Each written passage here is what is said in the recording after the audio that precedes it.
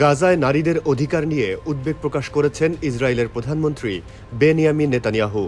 সম্প্রতি ফুল সেন্ড পডকাস্টে হাজির হয়ে এ উদ্বেগ জানান তিনি। আজ শনিবার সংবাদ মাধ্যম ডনের এক প্রতিবেদনে এই তথ্য উঠে আসে। তার মুখে এমন সহানুভূতির কথা শুনে বিস্মিত অনেকে, যেখানে গাজা ও এর বাসিন্দাদের ধ্বংসে তিনি বদ্ধপরিকর।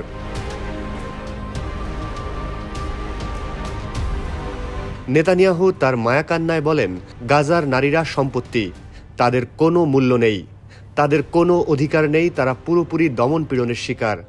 ঈশ্বর না করুন তারা যদি কথিত কোনো অপরাধ করে বসেন, তবে তাদের প্রকাশ্যে হত্যা করা হয়। এটি একেবারেই অযৌক্তিক।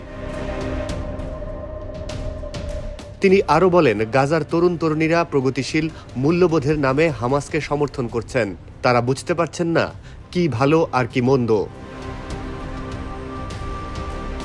প্রতিবেদনটিতে আরও উল্লেখ করা হয়, গাজায় নির্বিচার বোমা হামলা ও দমনমূলক নীতির মধ্য দিয়ে হাজার হাজার মানুষের প্রাণ কেড়ে নিয়েছেন এই প্রধানমন্ত্রী।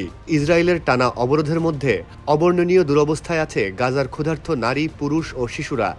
জাতিসংঘের ত্রাণ সংস্থাগুলো গাজায় ওষুধ, খাবার, পানি ও খাদ্য সরবরাহ করতে পারছে না।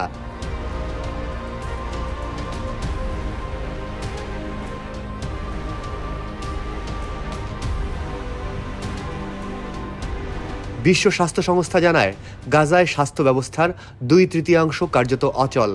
এখনও পর্যন্ত ইসরায়েলি হামলায় 686টি স্বাস্থ্যসেবা প্রতিষ্ঠানে তথ্য নথিভুক্ত করেছে তারা। কেবল 8টি হাসপাতাল আংশিক মাতৃত্ব সেবা দিতে পারছে। অন্তঃসত্ত্বা নারীদের প্রজনন স্বাস্থ্যসেবা প্রায় নেই বললেই চলে।